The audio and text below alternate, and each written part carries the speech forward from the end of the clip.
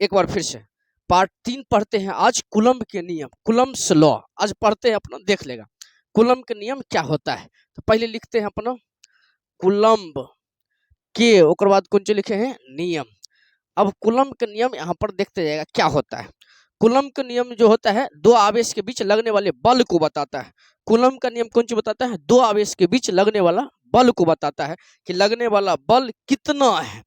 आकर्षण बल लग रहा है, प्रतिकर्षण बल लग रहा है, कितना बल लग रहा है, ई के बताता है कूलम्ब के नियम। अगर दो समान आवेश होगा तो बीच में लगेगा प्रतिकर्षण बल, अगर असमान आवेश रहेगा तो बीच में लगेगा आकर्षण बल। यानी कि प्लस प्लस के बीच प्रतिकर्षण, माइनस माइनस के बीच प्रतिकर्षण, माइनस प्लस के बीच कौन सा होता है? आकर्षण। मित्रों आकर्षण होता है। इतना समझ में आ गया। हमें लिखते हैं, देखो कूलम्ब का नियम क्या कहता है? किन्हीं भी दो आवेश के बीच लगने वाला आकर्षण या प्रतिकर्षण बल, फिर से किन्हीं दो आवेशों के बीच लगने वाला आकर्षण या प्रतिकर्षण बल दोनों आवेश के गुणनफल के समानुपाती और इनके बीच की दूरी के वर्ग के व्युत्क्रमानुपाती होता है। कैसे होता है अभी हम लिखते हैं। यहाँ पर देख, किन्हीं दो आवेशों के बीच, किन्हीं दो आवेशों के बीच, आवेशों के ओकर बाद की लिखे हैं बताइए? बीच लगने वाला, लगने ओकर बाद कौन सी लिखे हैं? वाला आकर्षण या कौन बल लिखे हैं बताइए? प्रतिकर्षण। ओकर बाद कौन सी लिखे हैं? बल दोनों आवेशों के, दोनों ओकर बाद की लिखे हैं बताइए? आवेशों के गुणनफल के समानुपाती, गुणनफल के कौन सी लिखे हैं बताइए? समानुपाती होता है तथा बता दीजिए, तथा इनके बीच की दूरी के, इनके ओकर बाद के लिखे बताइए? बीच की दूरी के वर्ग के व्युत्क्रमानुपाती। व्युत्क्रमानुपाती माने उल्टा, समानुपाती माने सीधा, व्युत्क्रमानुपाती माने उल्टा। व्युत्क्रमानु ओकर बाद बताइए? पाती होता है, व्युत्क्रमानुपाती होता है। अब यहाँ पर हमें समझते हैं, तनिक चित्र के माध्यम से देखते जाएगा। मान लेते हैं कौन सी बताइए? कोई दो आवेश है, मान लेते हैं यहाँ पर है Q1 आवेश, यहाँ पर कहते हैं Q2 आवेश। मान लेने में कोई दिक्कत नहीं है। ये दोनों के बीच की दूरी कहते हैं बताइए? R। एक बार फिर से, Q1 और Q2 आवेश है, बीच की दूरी कहते हैं R। तो यहाँ पर लिख लीजिए, माना कि Q1 एवं कौन सी लिखे बताइए? Q2 दो आवेश है जिनके बीच की दूरी कहते हैं बताइए? R। जिनके बीच की दूरी, बीच की ओकर बाद कौन सी लिखे हैं? दूरी R है। तो किसके नियम से? कूलम्ब के नियम से। कूलम्ब के ओकर बताइए? नियम से। दिखाई दे रहा है रे?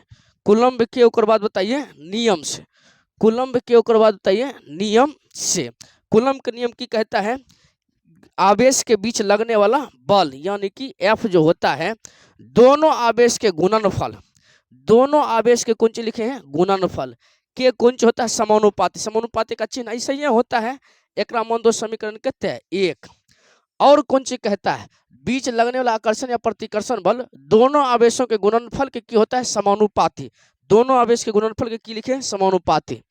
तथा इनके बीच की दूरी के वर्ग के व्युत्क्रमानुपाती। एक बीच की दूरी कहते हैं बताइए? R। वर्ग के व्युत्क्रमानुपाती माने उल्टा होता है। एक मान दो समीकरण कहते हैं बताओ? दो।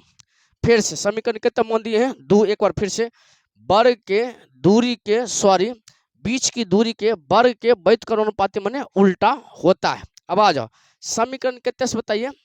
एक तथा ओकर बाद कितने लिखे हैं? दो से। एक तथा कितने से लिखे हैं? दो से। अब आ जाइए, समीकरण एक तथा दो से ऐसे समझिए, प्लस, सॉरी, जो ऊपर होता है ओकरा ऊपरे लिख देते हैं, जो नीचे है ओकरा कहाँ लिख देते हैं? नीचे। देखो ऊपर में क्या है? Q1 Q2, यानी कि बल जो होता है समानुपाती होता है। ऊपर में कहते हैं Q1, ओकर बाद कहते लिखे हैं Q2, और नीचे में यहाँ पर कहते हैं बताइए? R²। तो लिख दिए कहते हैं R²। अब आपको पता है समानुपाती का चिन्ह हटता है तो कांस्टेंट लगता है। समानुपाती का चिन्ह हटता है तो कौन सी लगता है? कांस्टेंट। कांस्टेंट में यहाँ पर लगाते हैं कहते हैं K। ओकरा बाद बताइए Q1 Q2 बटे कहते बताइए? R²। यही हो गया किसका नियम बताइए? कूलम्ब का नियम। एक बात आपको बताना चाहते हैं, Q1 को लेना है प्लस में, एक लेना है कौन सी में? प्लस में। दोनों का हमेशा कौन सी लेते हैं? प्लस में। प्लस में रखने के लिए इसको मोड भी लगा सकते हैं, क्योंकि मोड का मतलब होता है माइनस में रहेगा तो यो प्लस में रहेगा तो यो प्लस में। और ये बताता कौन चीज है, अगर प्लस में ई भी प्लस में ई भी तो दोनों के बीच में यहाँ पर की लिख देंगे प्रतिकर्षण बल, एगो प्लस में एगो माइनस, तो यहाँ पर की लिख देंगे आकर्षण बल। इतना बात आपको समझ में आना चाहिए। कुल मिलाकर के एक लाइन में अगर ये दोनों समान है तो की लिख देंगे यहाँ पर प्रतिकर्षण बल, ये दोनों में से बताइए एगो प्लस एगो माइनस है तो कौन बल लेंगे, आकर्षण बल। यहाँ पर खाली लिख देंगे मित्रों, लिख देंगे। अब आ जाइए, के जो होता है के का मान होता है 1/4πε0। फिर से के का मान कितना होता है 1/4πε0। एकर भी मान होता है कितने 9 × 10 के पावर 9। फिर से के का मान कितना होता है 1/4πε0, 9 × 10 के पावर कितने लिखे हैं 9।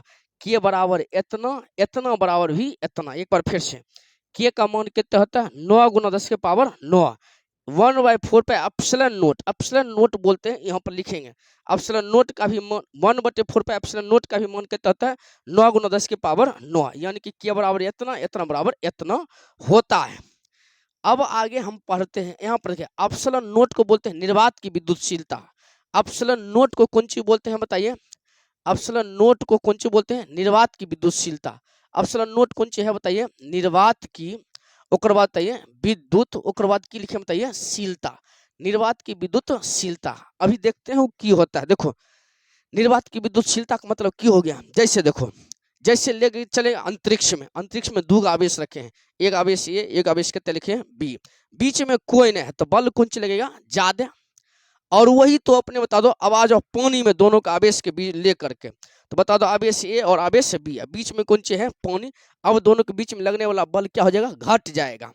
वही आ जाओ, अब बीच में खड़ा कर दो दीवार, इधर रख दो आवेश ए, इधर रख दो आवेश बी। अब एक कर दोनों के बीच में लगेगा बल तनिको कम, बहुते कम लगेगा। ये जो विरोध करने का गुण है ओकरे बोलते हैं विद्युतशीलता। कौन सी बोलते हैं विद्युतशीलता, यानी कि दो आवेश के बीच में कितना बल वास्तव में लगता और लग कितना रहा है। अगर बीच में माध्यम कोई नहीं है तो बल लगेगा ज्यादा, बीच में माध्यम है तो बल लगेगा कम। ये विरोध करने का गुण ही यानी कितना कम लग रहा है ओकरे बोलते हैं कौन सी विद्युतशीलता। फिर से बोल कौन सी बोलते हैं विद्युतशीलता। नहीं समझ में आए तो आप धैर्य बना कर रखिए, धीरे धीरे आपको सब समझ में आएगा, A to Z पॉइंट समझ में आएगा। हमरा पर भरोसा है और तोरो पर भरोसा है कि तो समझदार प्राणी देख रहा है। चल यहाँ पर देखते चल, तो अब बता दो के का मान कितना, तो 1/4πε0 और बराबर एकरे के तहत 9 × 10 के पावर 9। अब हम एक एक करके काम करते हैं, अपना निकालते हैं के का कुंज बताओ मात्रक, और के का कुंज निकालते हैं बीमा। वैसे ही एप्सिलॉन नोट का की निकालेंगे मात्रक और एप्सिलॉन नोट का कुंज निकालेंगे बीमा। एक बार फिर से के का कुंज निकालेंगे बीमा और के का की निकालेंगे मात्रक, एप्सिलॉन नोट का भी कुंज निकालेंगे बीमा और एप्सिलॉन नोट का भी कुंज निकालेंगे मात्रक और एप्सिलॉन नोट का भी निकालेंगे मान। एप्सिलॉन नोट का कुंज निकालेंगे मान, जैसे के का मान होता है इतना, एप्सिलॉन नोट का मान कितना।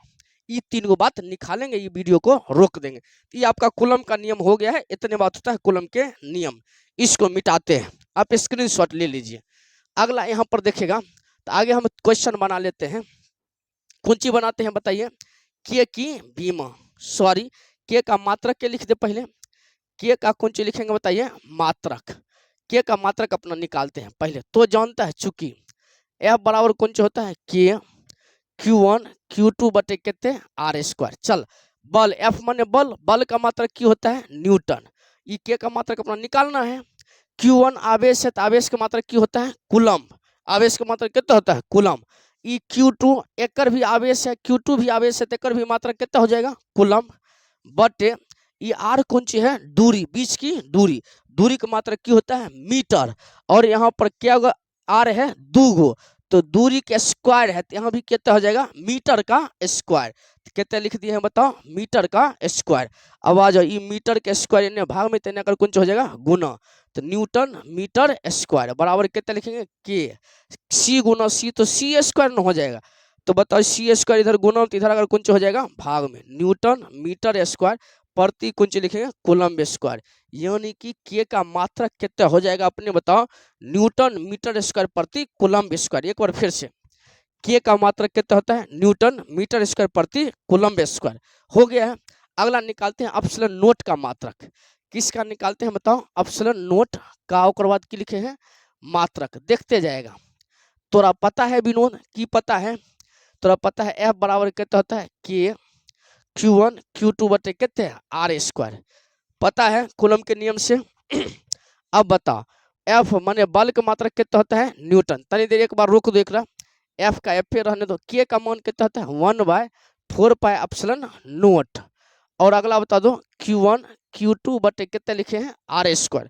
दिख न रहा है Q1 Q2 बटे कितने लिखे हैं R स्क्वायर, चलो दिख रहा है।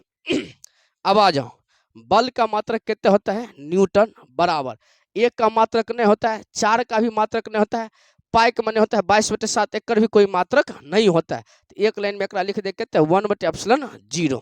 अगला आ जाओ, Q1 आवेश है और मात्रक कितना होता है कूलम्ब, Q2 का भी मात्रक कुछ होता है कूलम्ब, और R माने दूरी, दूरी का मात्रक मीटर, R स्क्वायर है तो कितना हो जाएगा मीटर स्क्वायर। इतना बात समझ में आ गया होगा।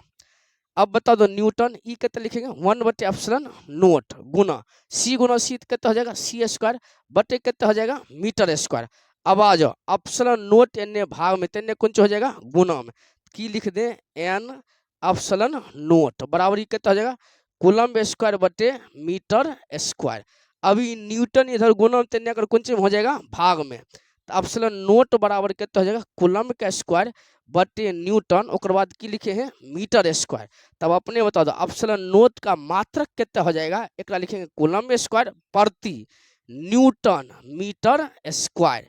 एक बार फिर से एप्सिलॉन नोट का मात्रक कितना हो जाएगा बताइए कूलम्ब स्क्वायर प्रति न्यूटन मीटर स्क्वायर। हमरा लगता है ये बात समझ में आ जाना चाहिए। तो फिर से बोलो एप्सिलॉन नोट का मात्रक कितना हो जाएगा कूलम्ब स्क्वायर प्रति न्यूटन मीटर स्क्वायर। ये बताइए के का मात्रक कितना हो जाएगा न्यूटन मीटर स्क्वायर प्रति कूलम्ब स्क्वायर। क्लियर हो गया। अब निकालते हैं ये दोनों की बीमा, कुंज निकालते हैं बीमा, निकालते हैं यहाँ पर देखते चल, इसको मिटाते हैं। तो अपना किसका बीमा निकालना है बताइए के का, और दूसरा किसका निकालना है बताइए एप्सिलॉन नोट का। फिर से बोल एप्सिलॉन किसका बताइए नोट का। हमें निकालते हैं यहाँ पर देख, पहले हमें निकालते हैं बल की बीमा, बल की और बाद कौन सी बोले हैं बीमा F, बल की बीमा कितना बताइए F। अब F का बीमा होता है MLT के पावर -2। नहीं समझ में आ रहा है तो F बराबर आप पढ़े होंगे नम्मा में, F बराबर कितना होता है MA, F बराबर कितना होता है MA। M माने की होता है बताइए द्रव्यमान, कौन सी लिखे बताइए द्रव्यमान, गुना A माने होता है त्वरण, A माने कौन सा होता है त्वरण। तो वेग में परिवर्तन की दर को कौन सी बोलते हैं त्वरण। दर माने कितना लिखे हैं बताइए समय, ये वेग में और बाद कौन सी लिखे हैं परिवर्तन। ठीक लिखे हैं, इतना बात आपको समझ में आ जाना चाहिए। अब द्रव्यमान का मात्रक की होता है kg, वेग में परिवर्तन यानी वेग का मात्रक कितना होता है मीटर प्रति सेकेंड बटे में और कौन सी है बताइए सेकेंड। एक बार फिर से, वेग में परिवर्तन भी तो वेग होगा, वेग का मात्रक की होता है मीटर प्रति सेकेंड, इस समय का मात्रक की होता है सेकेंड। तो बताइए एक और सेकेंड हो गया, एक बटे में कुछ तो कितने हैं एक हमें की लिख सकते हैं kg, और बाद यहाँ गुना ये कितना लिखा है मीटर प्रति सेकेंड, ये एक जाएगा कहाँ बताओ ऊपर, नीचे में कितना हो जाएगा एगो और सेकेंड। अब हमें निकालते हैं एकर बीमा, एकर बीमा निकाल दो। kg माने द्रव्यमान, द्रव्यमान के लिए अपना की लिखते हैं m, पक्का लिखते हैं। अब बताओ मीटर, मीटर के लिए अपना की लिखते हैं l, और एक का तो बीमा होता नहीं है, समय का बीमा कितना होता है t, s माने सेकंड, सेकंड का बीमा कितना होता है t। तो बताइए एगो t मिलकर के कितना हो जाएगा t स्क्वायर, ये नीचे में पावर प्लस तो ऊपर जाकर कितना हो जाएगा माइनस, तो MLT के पावर कितने -2। अब अपने से आपको पता चल गया है कि बल की बीमा कितना होता है MLT के पावर -2। अब दूसरा आ जाइए आवेश की बीमा, आवेश की ओकर बाद की लिखे हैं बीमा, आवेश की बीमा यानी Q का बीमा कितना होता है बताइए 80। पिछला पार्ट में निकाले हैं आवेश की बीमा कितना होता है 80, आवेश की बीमा कितना होता है बताइए A, ओकर बाद बताइए T, आवेश की बीमा कितना होता है 80। अब निकालते हैं अपना किसकी बीमा बताइए K की बीमा, तो हमें निकालते हैं यहाँ पर K की बीमा।